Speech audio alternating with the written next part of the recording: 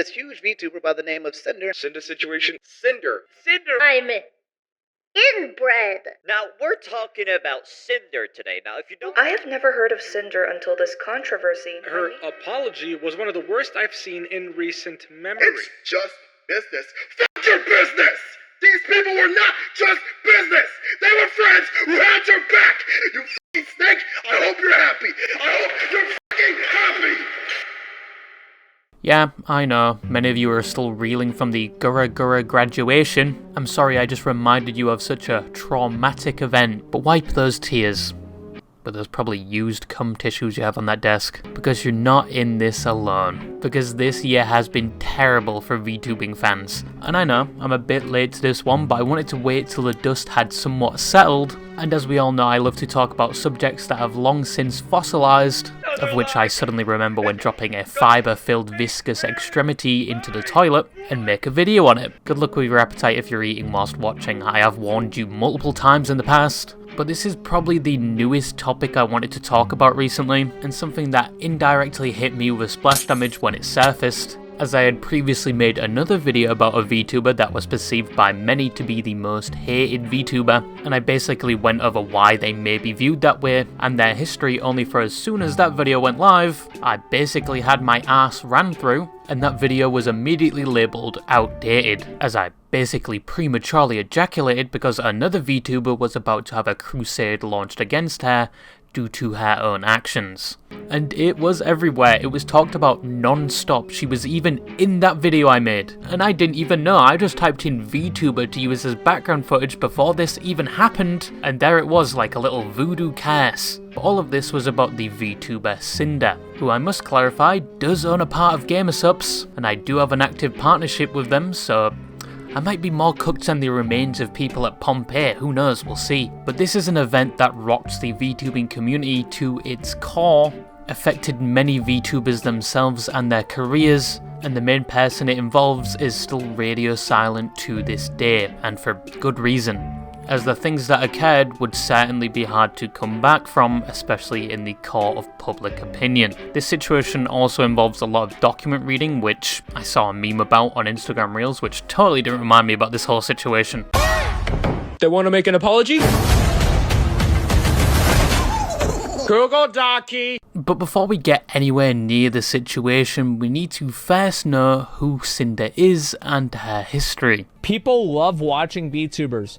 I think it's like, people just like watching cute anime girls. Cinder is a VTuber that before all of this was actually one of the most popular indie VTubers, to the point where at the convention WeebCon, yes it does exist, I was just as surprised as you, she had a meet and greet where there were so many people they had a line for the line to meet her, and she had a concert where people were losing their shit and one guy was recording with a DS for some reason. It actually surprised me that she is a VTuber that has done a sort of face reveal, and we actually got to see her IRL 3D model, but said excitement that surrounded her due to recent controversy has turned against her. But before any of this, Cinder had somewhat humble beginnings. Although the Cinder account on Twitch, YouTube and Twitter was made in 2020, before that she was known under a very different name, a name she was well known for, Tashy.mp3. Her content around that time was primarily ASMR content that most of you can't relate to, and probably bought into your delusions, like a date with your tsundere girlfriend, and I love you and I wish I could be your girlfriend. Or even more unrealistic, your new girlfriend makes out with you after skipping class. I personally don't watch ASMR, I personally just listen to white noise before I go to sleep. But I'm about to get really personal with you and share one of my favourite ASMRs. Good. Okay. Are you ready? Sweet dreams, baby.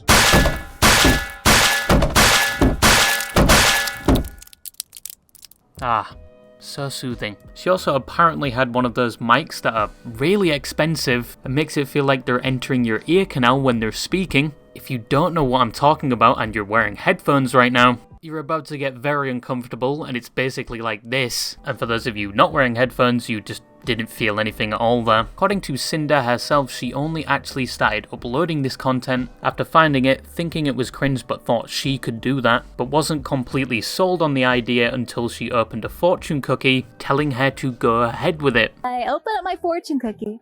My fortune said, ideas you may think are stupid ultimately lead to success. And I was like,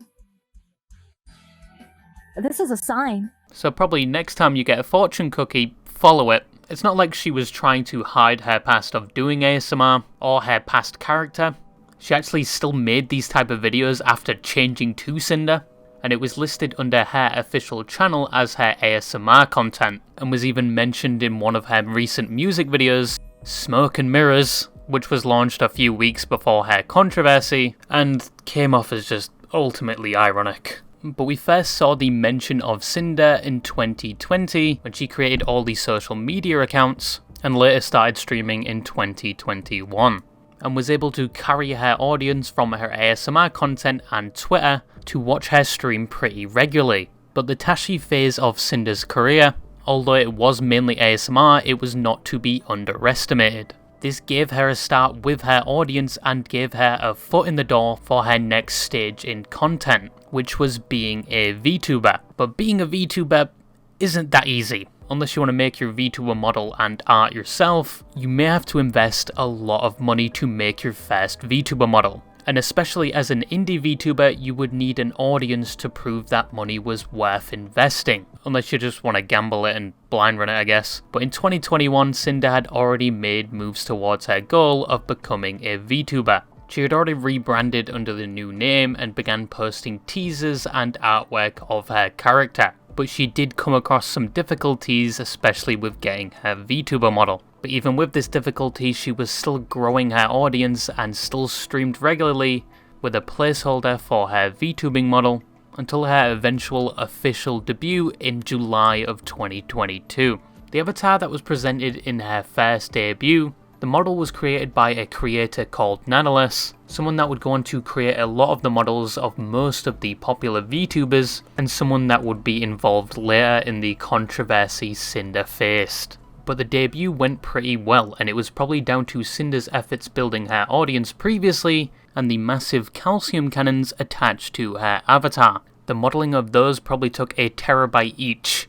The debut stream peaked at 988 viewers, and 2 days later she would hit 10,000 followers on Twitch, and would finish that year with an average concurrent viewership of 1,000 viewers per Twitch stream, which is really good and places her in the top 1% of Twitch. This growth would continue across all of her platforms in 2023. She hit 100,000 subscribers on her main YouTube channel, and people began seeing her regularly collaborating with other VTubers, to the point where they supposedly had their own name, Girly Pops. This included other VTubers like Numi, Bao, Yuzu, Vienna, and Tricky. But at this point she was integrated within the VTuber community, and her Fire Pups, the label she used for her supporters and fans, were growing day by day, and by the end of 2023 she was averaging 2,000 viewers on Twitch. She released her 2.0 model, also created by Nanoless, much to her community's delight, and once again, there was probably enough booba there to feed the entirety of Yemen and swallow up most people's GPU usage. She returned to ASMR every now and again on her main channel, showing she had not completely turned her back on her past, but uploads under her Tashy persona would seemingly cease around this time. 2024 was the same as usual, more growth, and she was averaging almost 3,000 concurrent viewers, something that probably assisted in her becoming a partial owner of Gamersubs along with her friend at the time, Shylily. And she also started showing up at VTuber convention panels along with other VTubing talent. But it's important to note that Sinder had a fairly clean reputation prior to her latest controversy. The only thing closest to controversy was with the whole Twitch thing, where some VTubers were unfairly banned to their appearance on stream, but in other areas of Twitch you can basically see softcore porn. But VTubers were being banned for seemingly the same appearance. Yeah, VTubers still somewhat have a 12-inch hate bone of a Twitch over that. But until 2025, her record was somewhat clean, not a smear and sight, which is probably why when all of this was brought to light, many of her audience couldn't believe the person they supported for so long was capable of the things levied against her, with many people coming out with similar stories. But what happened? That is fucking disgusting. With content nowadays, especially within the streaming environment, many content creators have an online persona, many of which their viewers resonate with, only for most of said viewers to be severely disappointed when they learn the person they were watching for years isn't exactly like they were on camera or when they were streaming, which is normal. Most people will never be in melee range of their favourite content creators. But this relates very much to the Sinder situation, as the viewers of Sinder would never have expected what was occurring behind the scenes, and her supposed friends would react the same way. On April 26, 2025, a document dropped from the artist Nanolus, that if you don't remember, we mentioned it like a few minutes ago, you dumbass. She was the person behind the creation of Sinder's VTuber avatar, and so many others within the VTubing space, some of which Sinder was friends with. But this document was Nanolus announcing she would no longer work with Sinder due to her and her manager's behaviour towards her and others. This once again would inspire other people to come out with their own documents, talking about their experiences with Sinder and her manager, which altogether is a lengthy read, and probably rivals the King James Bible in terms of pages at this point. But from all the information that was put out there, it was proven that the manager named Redacted was in fact her boyfriend. I know some of you refugees from the Gunpei community are reliving your own D-Day again, and some of her fans were probably shocked to hear this as well. Some of them probably throwing away their mouse pads with a little wrist support on it that had the exact measurements of her VTuber's areolas.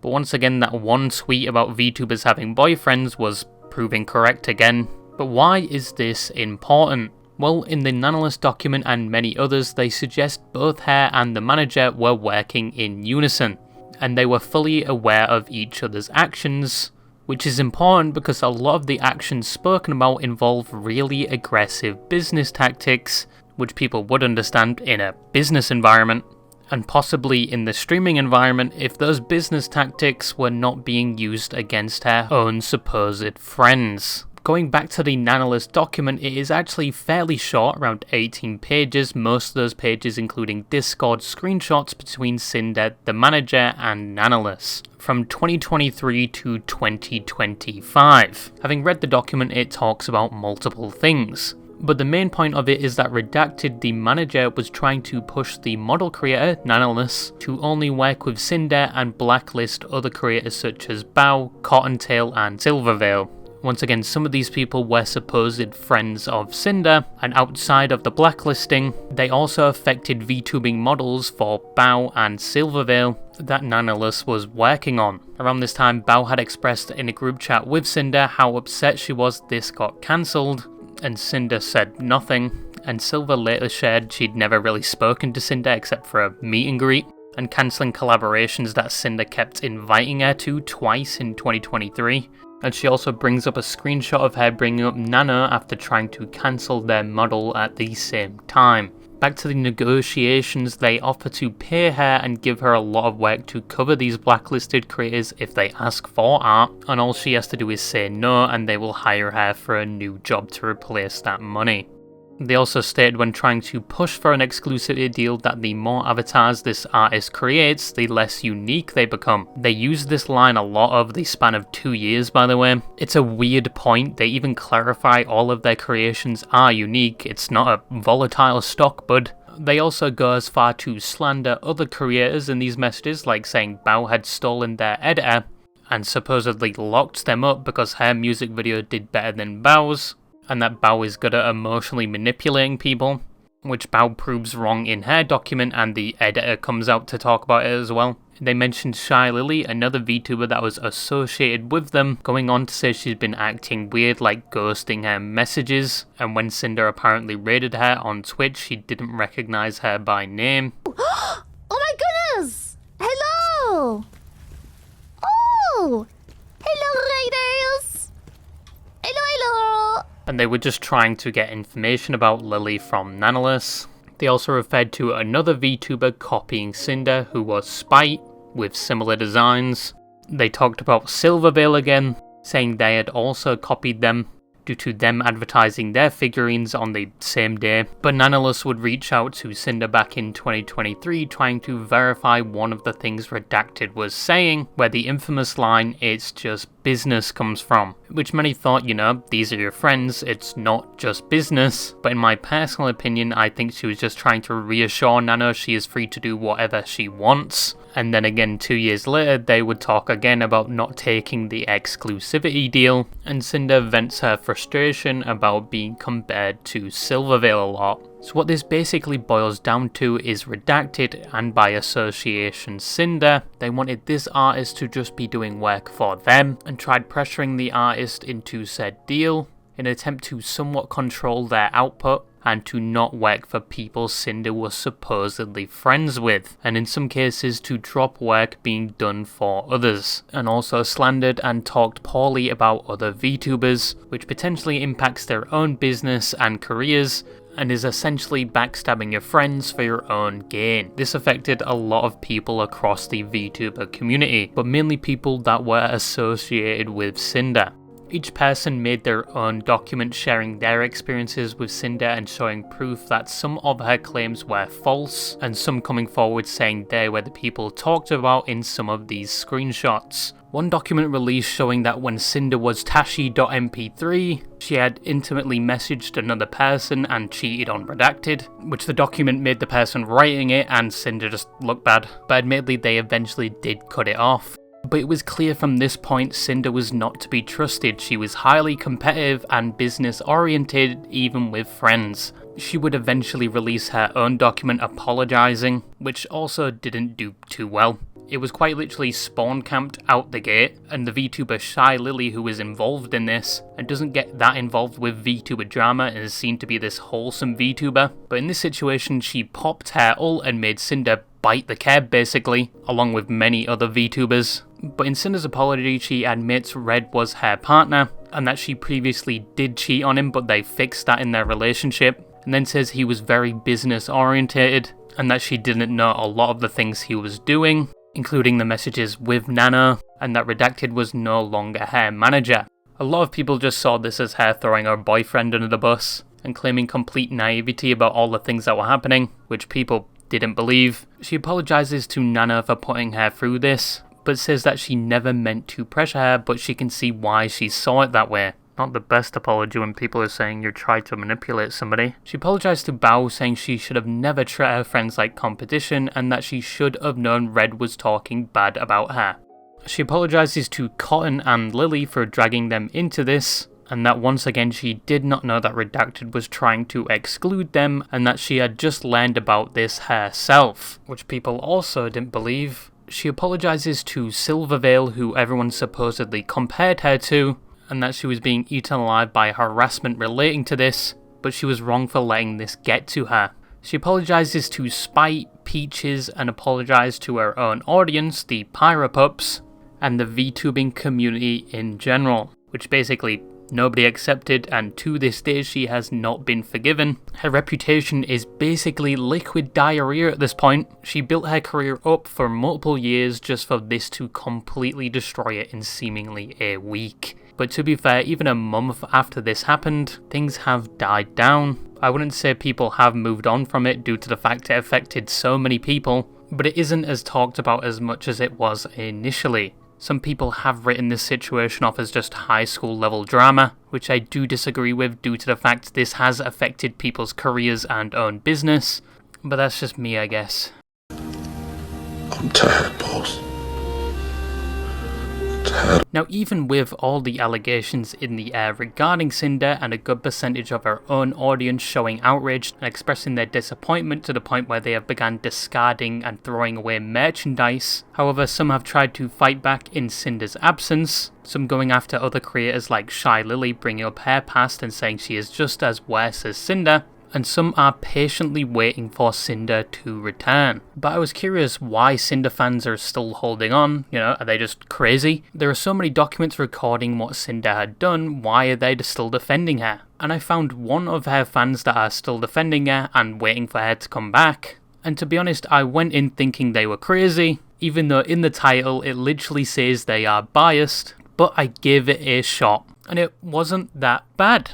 And the video uses a document by Powdur, another VTuber that was not involved in the situation whatsoever. They compiled most of the documents and made a timeline, and from that document it is a very different perspective on the whole situation. They also add their own opinion in there at times, and add clips to show their reasoning. They also take some of the emotional aspects out of the situation and judge it purely based on what happened, and this is what some existing Sinder fans are using to defend her, and I thought it would be interesting to look at the Sinder situation from a different perspective. They start off by saying that before Nanolis dropped her document, she had shown some of the things being said about Shylily and other people to Shylily herself. This is apparently what started all of the documents, and they use this clip to evidence that, taken from Shylily after the situation, talking about it. Talked to Nano and I was like, Nano, I'm gonna be honest, some of the stuff you have here is heartbreaking. I'm thankful for you showing this to me, but I highly encourage you to share this with the people affected, especially Bao, but because, you know, that one nasty one where she sabotages Bao, especially that one. And Nano, the fucking giga chat she is, agreed. She agreed. So we made a group chat. From there, Bao was then informed about the situation and provided the same screenshots, and then all of them were in a group trying to discuss how they would bring this to light, and it says in the document they went through all the possible solutions and decided to make a Google Doc. The evidence is of Bao's stream going over it, where she is very upset, and she mentions going over all the possible solutions. I thought of every possible solution on what to do next, and we were really scared, like... There is then a claim in the document that Bao was told many times to include private information about Sinder being in a relationship, but Bao didn't want to do that. You do not know how many times I was told to put in my Google Doc the fact that you had a significant other, and no matter how many people told me to put it in, and how stupid I would be to not put it in, I could not bring myself to put it in, because I knew that what that would do to your reputation, and you could not spare that same thought for me. And then it makes a claim Bao was put in a position to speak up or no one else would. I hated that I had to be in the position where it had to be me to say something or no one else would. Then it claims they slept on it for a night and then they eventually did post the document. And it also claims at one point Sinder and Redacted were never contacted privately to resolve this. However, there is a clip where Shylily says she has tried this before, but it was unsuccessful, and it was regarding a different situation. People saying, why didn't you handle this private? We did once. We did. And she's only deflecting and pretending to be apologetic when put on the spot. And then Nano releases her document, and then Bao 6 minutes later. And then after the documents have dropped, Sinder and Redacted reach out to Nano privately, and Nano just blocks them. Everything went live, and you know what she's done? The first thing they both did, they messaged Nano, going, Nano, please. You know what that absolute fucking giga chat did? Her pussy's so fat, bro. Blocked. Blocked. And then the next day, Sinder releases a statement saying she's removing her manager, and then everyone else proceeds to post their documents with their sides, and then this document proceeds to put all screenshots in order, provided from all the documents. But they do add their own opinion at times, like saying, in Nanolis's document she says Redacted asked her to cancel one of her closest friends, Bao, but they made the point that the screenshot provided is not Redacted telling her to cancel a model, but asking if she did cancel models, unless there is more evidence that has not been released. It also says there is missing context with the reason behind Silvervale's commission cancellation, and that ultimately it was Nano's responsibility to cancel this. And it also questions why sometimes there is gaps in the time with the screenshots, like when they were talking about the exclusivity deal, and where they were talking about Drama and Lily, which could be conversations about personal information, or just not relevant conversations at all, but there is gaps. Ultimately, this document puts all the events into a different perspective with a timeline. This document did enlighten me about things I didn't know, like people knowing beforehand, and the fact they launched their documents seemingly at the same time. But they come to a number of conclusions at the end of the document. Firstly, they reiterate they had no involvement in this whatsoever, but wanted to put this in chronological order for clarification. They personally think the claims do not align with the evidence provided, and they wish people would look at the DMs outside of the emotional commentary. They then talk about Red and Nano's DMs in general, saying the DMs do not support the claims of manipulation, and it is a gross mischaracterization of what was happening in the DMs, and also that from the DMs they were known to talk about both business and personal topics. And these conversations were very casual, and that ultimately Nano had say over her work, and that she had stood up previously to Red and Sinder, and that she previously made tough business decisions on her own volition. And once again, there are gaps and a lack of context in some of the DMs that make them question the claims against both Sinder and Red. They then speak about the relationship between Sinder and Red, and they start by saying that you should keep in mind that Redacted was acting as her manager, and it makes sense he would want his client to be prioritised. But probably the most important thing is the question, just because Sinder and Red were in a relationship, does it mean they know everything which each other was doing? It is claimed in a number of documents that based on personal experience with Sinder and Red that they believed they spoke for each other and worked in unison. But there is no hard evidence for this. But with everything available to us now, we cannot 100% definitely say they knew everything each other were saying, unless additional information is released, which they might not be able to due to personal information being involved. But there is also more receipts! Verifiable receipts that weren't added to the doc, because either there are smaller things that just only really become a problem when added up, or they were a little too private to be shared. However, as the document says, she did stand by what Red was saying at times. And then they talk about the model cancellations, and that they think the evidence weakly supports the claim that Red had involvement in those cancellations, but Red did want prioritization on Sinder, but also expressed understanding, and he didn't want to make Nano feel like she had to do these things. And once again, there is some missing context around the cancellations, and that there is no evidence as of yet that Redacted explicitly tells her to cancel those models. And if there is evidence of this, why isn't it shown? They then claim at the end of the day the decision to cancel those models was up to Nano, and blaming it all on Redacted shifts that fact. Next they talk about the exclusivity deal, starting off by saying it is completely understandable that those affected by the exclusivity deal would be rightfully upset. But these screenshots were only negotiations, and they think it makes sense that they would push for an exclusivity deal so their work could be produced faster. But it does affect people Sinder called friends.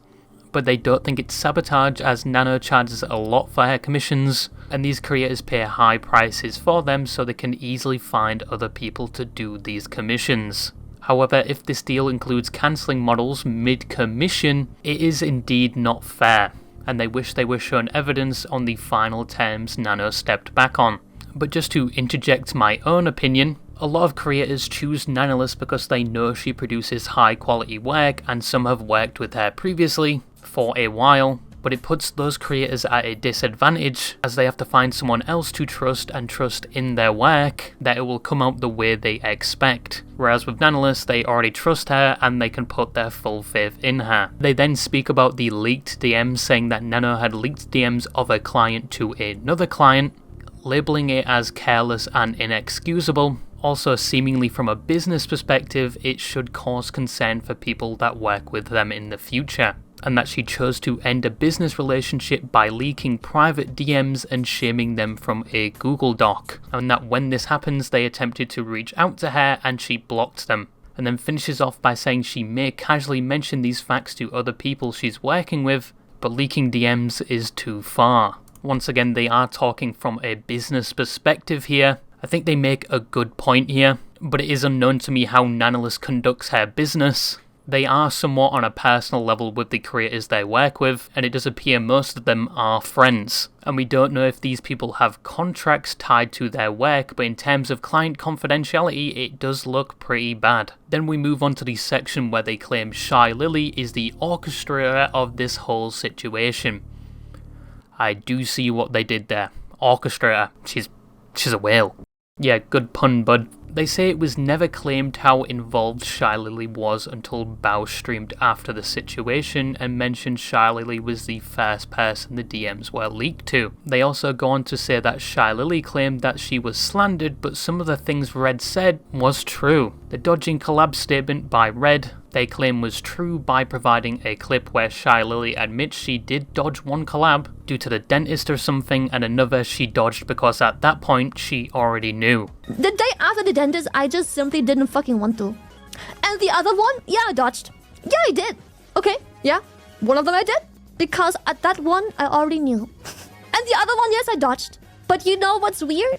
The one person that is the reason for me dodging is the one concerned as to why I'm dodging. They go on to say the other slanderous message was also proven true regarding ghosted messages, where they provide a clip where Shylily admits to this. So anyways, yes, I am guilty of dodging a collab, because I simply didn't fucking feel like it. And yes, I am guilty of ghosting 2 messages where she asked for a collab, which, by the way, she also only does when there is something business related. But she also does say in the same stream that a lot of the time she isn't good at communicating with over Discord, and she sometimes does ghost people. Everyone who is in contact with me, anyone who is close, even my viewers, everyone knows I suck at Discord. I'm very distant, I'm very messy, I don't check often, and I'm not very thorough. So, and she knows that too, because it happened last year as well. And then the final slanderous claim was that Lily didn't acknowledge Sinder directly when they raided her on Twitch, and they provide the clip I showed you before where she doesn't mention Cinder's name when raided, but she does acknowledge it happened. Hello raiders! Hello! The Pyropop raid! Hello Pyropops! What did you guys do? But Lily does talk about this later in her stream, saying she does not have to announce your full legal name when you raid her. First of all, okay, I am petty. I didn't even get a section for myself. I am going to be super petty. Not even a section for myself. For someone that is so upset for me not naming her full fucking government Twitch.tv name, for someone to just put me in a document as Lily when previously referring to me as the other Gamer Subs owner. They finish this part off by saying it isn't slander if the statements Red made were proven to be true. And then the document goes on to say Shylily has previously stated she had a gut feeling against Sinder. So most people stay back. Usually when you have a gut feeling, in my case anyways, usually when you have a gut feeling, you stay back and you observe. You take distance. I'm a very distant, very in my own lane kind of person to begin with, and how your friends like that friend. And how everything seems peachy. And then you're like, you know what? My gut feeling fucking ass. Shouldn't have trusted it. You know what? Should have trusted it. Long story short, VTuber makes friends in VTuber space. Friends appreciate having a friend. Turns out they were never a friend. And then they also go on to say Shylily has displayed petty behaviour before, using evidence like when she had issues with Sinder claiming she's the Charizard of V-cards. When she sat there and she tried to make this thing with me and we were doing a collab and she was just like, oh haha, the Charizard on Blast, Charizard V-card doing the... Oh, like... How dare you sit there and pretend to be some Boggs legendary of something that you didn't create? I trust me, we all cringed, but people sometimes get excited and they do cringe-worthy stuff. And then another where she insinuates it's okay to ban Cinder's merch, but in the clip provided she does a few seconds later say it's okay to donate merch as well. But on top of that, again, if you cope by burning your merch, I ain't judging. You cope the way you wanna cope. I cope through memes and making fun of things. That also isn't fucking perfect. But if you have it in you and you can cope with it, try and donate everything you've got. Then they state that Shylily gloats about the Sinder situation in their stream, but compared to Bao, who was very upset. They state Shylily was almost pleased with this outcome, but to be fair, at the start of her stream she does clarify with this situation she deals with it differently, using humour, if that adds anything to this claim. This is going to be my way of coping with this. You're gonna have to just sit through this. You're gonna have to sit through these very distasteful comments. But they do finish this segment off by saying Shylily encouraged Nana to tell other people about these DMs, and says the situation was so urgent she had to involve Bao a few days after her surgery, and that from Cinder's apology she would have never believed her. All she had to do, you want a good apology for when you fuck up, and money, and greed for even more. The greed was unbearable. Yes, I'm terrible. Done. Of course I wouldn't f***ing believe her. What the f***? Manipulator? Of course not. Obviously not. And that she makes claims that aren't supported through DMs, and they wonder what she saw others didn't. Needlessly to say, more stuff has happened. Needlessly to say. But most of these things don't have receipts. Or the receipts have personal, private stuff attached to it. That's you just can't share. Then they move on to Bao, where they believe Bao was pressured into making this document, under the impression if she didn't, nobody else would, and was urged to put personal information in there, but it's commendable she didn't. They add her document is very emotional, and claims are not supported by the evidence provided, but finishes with it's understandable why Bao would be so upset, especially with claims Red made like her music video being a flop, including her by name in the exclusivity deal, and misrepresenting why the editor was not working with Red and Cinder going forward. They have a section on Cinder as well saying her apology was complete dogshit, which it was, and maybe their friend's willingness to go public with this information is a poor reflection on her character,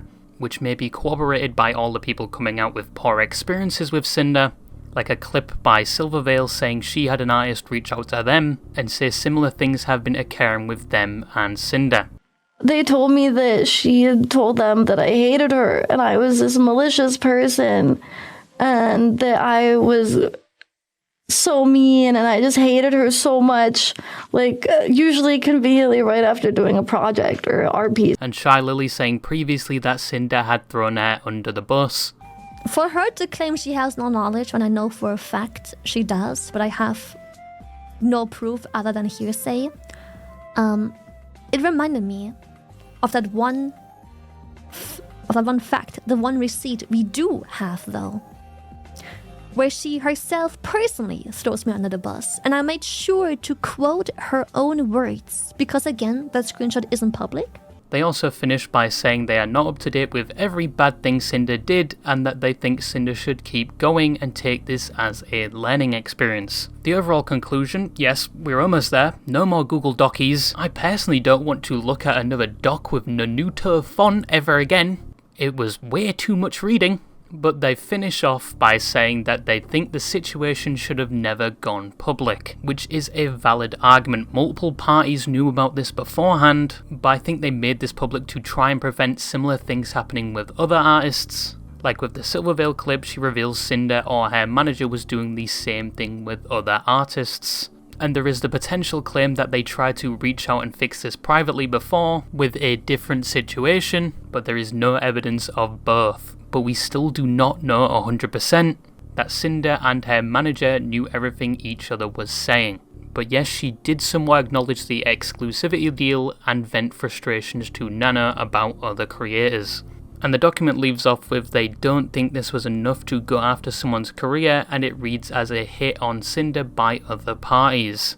But ultimately Redacted did vent frustrations and say distasteful things, but these were said in private with confidence, and we can all relate to venting frustrations with a friend.